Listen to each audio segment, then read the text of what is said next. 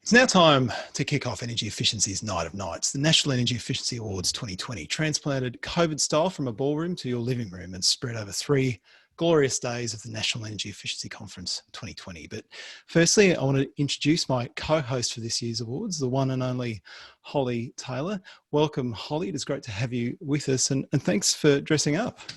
Oh, I most definitely have, Luke. I really wanted to, as you said, bring the ballroom to the living room because we can't all be having a few drinks together. So instead, I'm wearing my great-grandmother's old crystals and feeling quite fancy whilst clearly at my home in sunny St Kilda. Well, you're certainly dressed to impress, unlike me. So good on you for that. Well, Holly, I think you have some thank yous to run through for us. I most definitely do, Luke. So we want to send a massive shout out to the judges who've made up our expert panel for this year's awards. In particular, Merrily Hunter from Mac Energy Efficiency Group, Scott Ferraro from Monash University, Neil Salisbury from Point Advisory, Michael Lee from Climate Works Australia, and our noted energy efficiency guru, Alan Pearce. And to add to that, our very own Rob Murray-Leach. Plus, indeed, our guest judges for different sessions. We've had for different awards, Andrew Chamberlain from the Queensland Farmers Federation, Damien Moisey from Renew, and Emily Wood from the Energy Users Association of Australia. Thanks, Holly. There's a huge amount of time and effort that goes into the judging process, and the panel's done an absolutely fantastic job again this year. I also want to give a special shout out to everyone who submitted a nomination this year. It has been a tough year, and given that the calibre of applications we received in the midst of everything has been completely incredible. And so a big shout out to all of you that put pen to paper or smashed out those applications in the midst of lockdown and all the rest of it. It's been absolutely incredible. So we're handling the awards a little bit differently this year. We're handing out 3 awards today, 4 tomorrow, and of course the final 3 will be handed out on Thursday. So shall we get into it, Holly? Most definitely, Luke. All right, so our first award for 2020 is the Best Commercial Building Energy Efficiency Project, and the winner, I can report, is RACV Noosa Resort.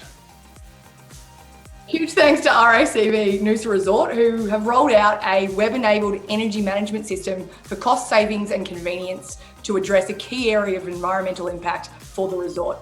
RACV Noosa Resort worked with Zen Ecosystems to install Zen thermostats in 170 apartments and integrate the Zen HQ cloud platform. Zen HQ integrates with RACV Noosa Resort's thermostats control with the power of a cloud software solution to view and manage those devices for efficient building energy management. This highly effective web-enabled energy management system is delivering significant cost savings and reducing environmental impacts, including a reduction in 120,000 kilowatt hours and $90,000 per year in energy costs, and saving approximately $15,000 per year in HVAC maintenance and replacement costs. A massive congratulations to RACV Noosa Resort. Absolutely, Holly. It's a fantastic project that underlines the power of these online platforms to drive massive improvements in energy performance, and an EC member involved to boot. So what's not to like? All right, so our second award today is for Best Agricultural Energy Efficiency Project, a category that's new to the lineup this year and was made possible by the support of our friends at the Queensland Farmers Federation. Just for everybody that's not familiar with the QFF, it's a united voice of intensive, semi-intensive and irrigated agriculture in Queensland, and they engage in a broad range of economic, social, environmental and regional issues of strategic importance to the productivity, sustainability and growth of the agricultural sector. And Holly, the Queensland Farmers Federation is sponsoring the award to highlight that farmers are doing their part to improve energy efficiency and reduce emissions, which is why they're delivering a number of innovative energy efficiency projects such as the Energy Savers Program and a rural microgrids project. So as you know, Holly, QFF has been kicking goals on energy efficiency for a while now, and it's great to be formally partnering with them on this year's awards. And of course, you'll have quite a bit to say about agriculture as we head into 2021.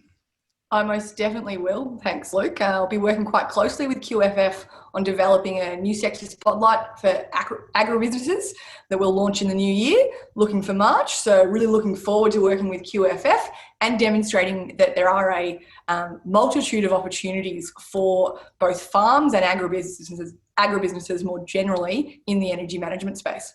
Yeah, it's really fantastic. We're really ramping up our activity and our focus on regional and rural areas in 2021. Really looking forward to that. So it was fantastic to have QFF's support, as I said. Actually quite a highly contested award this year. So our judging panel has come up with both a highly commended and a winner in this category. And the highly commended goes to Webster's Group. Very exciting that Webster's has done this. So Webster's holistic approach to energy, water and productivity has seen their client reduce energy consumption by 200,000 kilowatt hours per year, reducing costs by a whopping $100,000 each year and enabling them to implement ongoing change management across their orchards, resulting in increased staff engagement as well as boosting crop performance. Well, congratulations, Webster's Group. Well deserved, but there can be only one winner, and the winner of the 2020 Best Agricultural Energy Efficiency Project is Bundaberg Regional Irrigators Group. For Bundaberg Regional Irrigators Group, they partnered with the Cayley family and Bundaberg Sugar Services in an efficiency-first approach to farm irrigation energy management. It demonstrates pragmatic utilisation of existing technologies, combining agronomy, soil hydrology, irrigation practices and finance products to provide needs-based and farmer-focused, on-the-ground energy productivity outcomes. The replacement of over 500 metres of irrigation piping, combined with extensive weather and soil type analysis to determine optimal irrigation scheduling, resulted in a 42% reduction in energy per tonne of sugarcane harvested. A surprisingly simple solution with huge potential to lead industry-wide change. The Cayley family are not the only ones benefiting from the success of the project. They are leading the way in knowledge sharing across the region, enabling increased uptake in energy reduction measures for irrigation. Congratulations to Bundaberg Regional Irrigators Group, the Cayley family and Bundaberg Sugar Services. That's right, Holly. A really inspiring collaborative project up there in Bundaberg. Congratulations indeed. And thanks again to QFF for our continued partnership. Well, Holly, our final presentation today is for Lifetime Fellow. The Life Fellow Award is presented to an individual that has made an outstanding contribution to the Energy Efficiency Council and its mission to build the market for energy efficiency products and services, and whose work has had a decisive role in the development of the sector. I'm personally so pleased to be able to recognise the contribution of one of my mentors and the EEC's Life Fellow for 2020, Stuart MacFarlane. And while Stuart may be one of your mentors, Stuart's one of my favourite people to sit down for a drink and have a good chat about energy efficiency in the heyday and energy efficiency now. So you and about a couple of hundred people on this call right now, Holly. Pretty much everyone. So this year's recipient, Stuart, was a founding Energy Efficiency Council board member and served as a director on the council's board for 10 years. Over that period, he held the offices of secretary and vice president before retiring in 2019. Following many years of practice in government and private engineering firms, he commenced employment with Energy Conservation Systems in 1990, ultimately transitioning to Schneider Electric, and has since been involved in many large energy management projects and energy performance contracts. He has closely worked on various government-led energy management programs, as well as having written and delivered numerous papers, lectures, and training related to energy conservation and energy performance contracting for consultants, energy managers, and professional engineers throughout Australia, Asia, and Europe. In his tenure on the Council's board, he played a crucial role in supporting the Energy Efficiency Council's development. His strategic insight, his consistent engagement, and his attention to detail were mainstays of board conversation for a decade. He also took a keen interest in the welfare of staff throughout that period, myself included, and acted as a trusted advisor for both Rob and Luke in their time as CEOs. Overall, he played a crucial role in growing the Council from a fledgling organisation into a respected and influential industry association. Well done, Stuart. You really deserve it. It's absolutely true, Holly, and I'm pleased to say I was able to catch up with Stuart earlier to reflect on a lifetime of achievement in the energy management sector. Welcome, Stuart. You've been recognised as something very special today, your outstanding contribution to the Energy Efficiency Council. When you sat in that first EEC board meeting back in 2009 with a fresh-faced young CEO named Rob Murray-Leach, did you ever think over a decade later you'd be receiving the very first Energy Efficiency Council Lifetime Fellow Award? No, not at all, Luke. Probably the furthest thing from my mind. We're a very small group. At that particular point in time, the Energy Efficiency Council was made up of just a handful of devoted people within the industry. And my initial thoughts were, well, we're punching above our weight. There's not a big industry. And I thought, look, maybe a year, 2 years, I would serve on the board. And it's amazing how once you get fully involved in the EEC and the industry growth and what it can do for the planet and the world, it's just amazing how 10 years flies by. Well, indeed. You anticipated 1 or 2 years. I can reveal to everybody watching at home that actually you only left the board when you hit the 10-year limit that is in the rules of association. And so an incredible commitment, certainly the longest serving board member in the EEC's history. You invested a huge amount in this organisation and the staff along the journey. Why did you regard it as so important that the Energy Efficiency Council was a success? For me, it was a culmination of a number of things. I love engineering, and I have a real passion for the environment. And I felt that getting engineering towards helping the planet become a better place was an ideal fit for what I really wanted to get out of my working life. And the EEC was really a vehicle to be able to enable me to develop the industry around what I thought was something that was going to make the world a better place for our children, our children's children, and just make it just a better world moving forward. And I think the EEC has done that. When you look back over those 10 years, what are you most proud of? Probably what I'm most proud of when I do look back is looking how small the industry was when I first became involved with it. Energy efficiency is now more mainstream, if you like. In those days, it was just occasionally a little add-on to projects that the odd person here and there might be interested in. Now it's mainstream thinking. And I think the work that the Energy Efficiency Council has done has got the voice out there of the industry, and it has grown.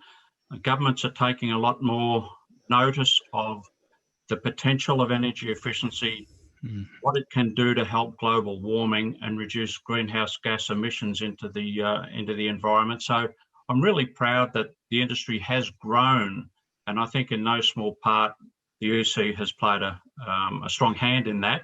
Stuart, I might leave it there. Thank you so much for joining us. I'm so pleased that it's me that gets to talk to you on this special occasion. You've been incredibly important in my professional development. I've really appreciated your support for me as a fledgling CEO back in the day. And on behalf of Tony and the rest of the EEC's board, congratulations. The contribution you've made is exceptional, and it is wonderful to catch up with you to recognise that today.